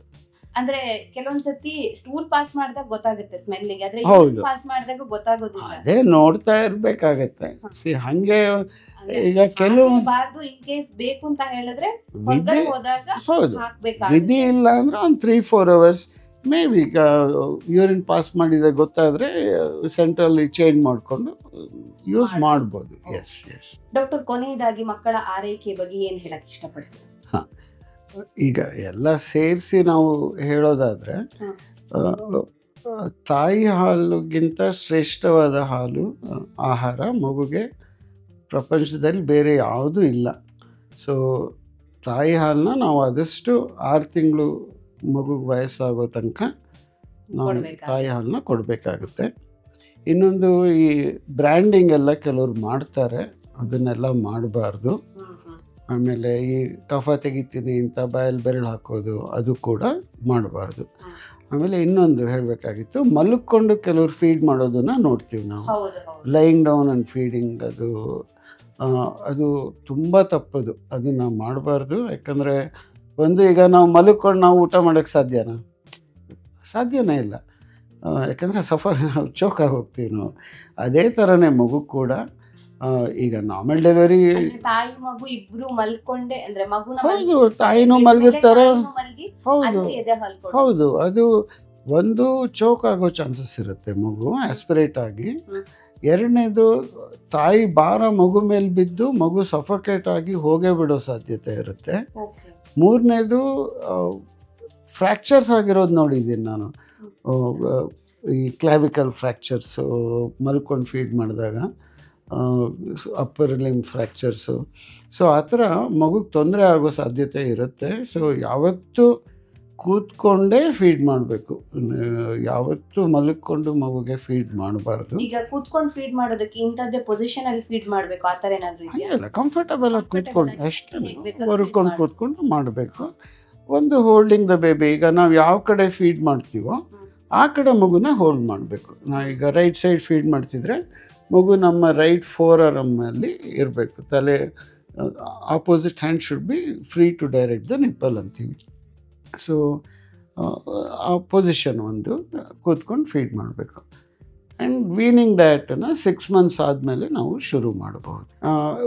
ಒಂದೇನು ನಾನು ನೋಡ್ತೀನಿ ಅಂದರೆ, ಈ ಸೆಮಿ ಸಾಲಿಡ್ ಡಯಟ್ ಶುರು ಮಾಡಿದ್ಮೇಲೆ ನನ್ನ ಮಗು ತಿನ್ನೋದೇ ಇಲ್ಲ, ಕಮ್ಮಿ ತಿಂತಾನೆ, ಏನೂ ತಿನ್ನಲ್ಲ ಅವನು. ಇದು ಒಂದು ಕಾಮನ್ ಕಂಪ್ಲೇಂಟ್ ಇದು. ಸೊ ಒಂದು ನಾವು ಏನು ಅರ್ಥ ಮಾಡ್ಕೋಬೇಕು ಅಂದರೆ, ಮಗು ಯಾವತ್ತೂ ಅದಕ್ಕೆ ಸ್ಟಾರ್ವೇಷನ್ ಅಂದರೆ ಗೊತ್ತಿರಲ್ಲ, ಅದು ಸ್ಟಾರ್ವೇಷನೇ ಗೊತ್ತಿರಲ್ಲ ಅದಕ್ಕೆ. ಸೊ ಹಶ್ವಿದ್ರೆ ಜಾಸ್ತಿ ತಿನ್ನುತ್ತೆ, ಹಶ್ವಿಲ್ಲದೆ ಇದ್ದರೆ ಕಮ್ಮಿ ತಿನ್ನತ್ತೆ ಮಗು. ಯಾಕಂದರೆ ನಾವು ಯಾವುದೋ ಒಂದು ಟೈಮ್ಗೆ ನಮಗೇನು ಫ್ರೀ ಟೈಮ್, ಈಗ ಬೆಳಗ್ಗೆ ನಾನು 9 ಗಂಟೆಗೆ ಇವನಿಗೆ ತಿನ್ನಿಸ್ಬಿಟ್ಟು ಬೇರೆ ಕೆಲಸ ಮಾಡಬೇಕು, ಆ ಥರ ಇರುತ್ತೆ. ನಮ್ಮ ಟೈಮ್ಗೆ ನಾವು ಮಗು ಫುಡ್ಡನ್ನು ನಾವು ಅಡ್ಜಸ್ಟ್ ಮಾಡೋಕ್ಕೆ ಹೋಗ್ತೀವಿ. ನಾವು ಹಶ್ ಇರ್ಬೋದು, ಇಲ್ಲದೆ ಇರ್ಬೋದು. ಸೊ 4 ಸತಿ ಊಟ ಕೊಟ್ಟಾಗ 1-2 ಸತಿ ಸಮಾಧಾನ ಆಗಿರುತ್ತೆ, ಮಿಕ್ಕಿದ 2 ಸತಿ ಸಮಾಧಾನ ಆಗಿರಲ್ಲ. ಸೊ ಇದರಿಂದ ಏನು ಮಾಡ್ತಾರೆ, ಈಗ ಪೇರೆಂಟ್ಸ್ ಇರ್ಬೋದು, ಗ್ರ್ಯಾಂಡ್ ಪೇರೆಂಟ್ಸ್ ಇರ್ಬೋದು, ರೆಡಿ ಟು ಈಟ್ ಫುಡ್ಡನ್ನು ಮಗುಗೆ ಅಭ್ಯಾಸ ಮಾಡಿಸೋದನ್ನು ಶುರು ಮಾಡಿಬಿಡ್ತಾರೆ. ಅದು ಕಮ್ಮಿ ತಿಂದಿದೆ ಅನ್ನೋದು ಚಿಪ್ಸು, ಇದೆಲ್ಲ ನಾವು ಈ ಜಂಕ್ ಫುಡ್ಡನ್ನು 1 ವರ್ಷ 1.5 ವರ್ಷ ಈ ಏಜ್ ಗ್ರೂಪಲ್ಲಿ ಶುರು ಮಾಡಿಬಿಡ್ತೀವಿ. ಅದು ಮಗು ಬಿಗಿನಿಂಗಲ್ಲಿ ನಾವು ಕೊಟ್ಟು ಅಭ್ಯಾಸ ಆಗುತ್ತೆ, ಆಮೇಲೆ ಅದಕ್ಕೆ ಇಟ್ ಗೆಟ್ಸ್ ಹುಕ್ಡ್ ಆನ್, ಅದು ಒಂಥರ ಅದಕ್ಕೆ ಅಡಿಕ್ಷನ್ ಆಗೋಗುತ್ತೆ. ಹೌದು, ಆಮೇಲೆ 3-4 ವರ್ಷ ಆದಮೇಲೆ ಅದು ಗಲಾಟೆ ಮಾಡೋಕ್ಕೆ ಶುರು ಮಾಡಿಬಿಡುತ್ತೆ, ನಂಗೆ ಅದು ಕೊಡಿಸು ನಾನು ಅಂತ. ಸೊ ಅದನ್ನು ಹೇಳಿ ಕಳಿಸ್ತೀವಿ, ನೀವು ಆ ಥರ ಮಾಡಲೇಬೇಡಿ, ಮಗು ಏನೂ ತಿಂತಿಲ್ಲ ಅಂತ ವರಿನೇ ಮಾಡಬೇಡಿ, ನಿಮ್ಮ ಕರ್ತವ್ಯ ದಿನಕ್ಕೆ 4 ಸತಿ ಊಟ ಕೊಡೋದು, ಕೊಟ್ಟಾಗ ಎಷ್ಟು ತಿನ್ನುತ್ತೋ ತಿನ್ನಲಿ ಮಗು, ಸಾಕು ಅಂತ. ಸೊ ಯಾಕಂದರೆ ಮುಂದೆ ಅದು ಅಡಿಕ್ಷನ್ ಆಗಬಾರ್ದು ಅಂತ ಹೇಳ್ತೀವಿ. ಆ ಥರ. Thank you so much doctor. ನಮ್ಮ ಇವತ್ತಿನ ಕಾರ್ಯಕ್ರಮದಲ್ಲಿ ಮಕ್ಕಳ ಆರೋಗ್ಯವನ್ನು ಯಾವ ರೀತಿಯಾಗಿ ನೋಡ್ಕೊಳ್ಬೇಕು, ಸ್ಪೆಷಲಿ ಹೇಳಬೇಕು ಅಂತ ಹೇಳಿದ್ರೆ ಮಕ್ಕಳಿಗೆ ಹಾಕುವಂತ ಡೈಪರ್ ಆಗಿರ್ಬೋದು, ಎದೆ ಹಾಲಿನ ಮಹತ್ವ ಏನು, ಯಾವ ಟೈಮಲ್ಲಿ ಫುಡ್ ಕೊಡಬೇಕು, ಪೇರೆಂಟ್ಸ್ ಏನು ಮಿಸ್ಟೇಕ್ ಮಾಡ್ತಾರೆ, ಹಾಲು ಕೊಡ್ಲಿಕ್ಕೆ ಯಾವ ಪೊಸಿಷನ್ ಕರೆಕ್ಟ್ ಇದೆ ಅನ್ನೋದ್ರ ಬಗ್ಗೆ ಹೆಚ್ಚಿನ ಮಾಹಿತಿಯನ್ನು ನಮ್ಮ ವೀಕ್ಷಕರಿಗೆ ತಿಳಿಸ್ಕೊಟ್ಟಿದ್ರೆ thank you so much. Thank you. ನಮ್ಮ ಇವತ್ತಿನ ಕಾರ್ಯಕ್ರಮದಲ್ಲಿ ನವಜಾತ ಶಿಶುವಿನ ಆರೋಗ್ಯದ ಬಗ್ಗೆ ಡಾಕ್ಟರ್ ನಮಗೆ ಹೆಚ್ಚಿನ ಮಾಹಿತಿಯನ್ನ ತಿಳಿಸಿಕೊಟ್ಟಿದ್ದಾರೆ. ಆರೋಗ್ಯಕ್ಕೆ ಸಂಬಂಧಿಸಿದಂತ ಹೆಚ್ಚಿನ ವಿಡಿಯೋಗಳನ್ನ ನಮ್ಮ ವಿಜಯ ಕರ್ನಾಟಕ ಹೆಲ್ತ್ ಪೇಜ್ ನಲ್ಲಿ ನೀವು ನೋಡಬಹುದು.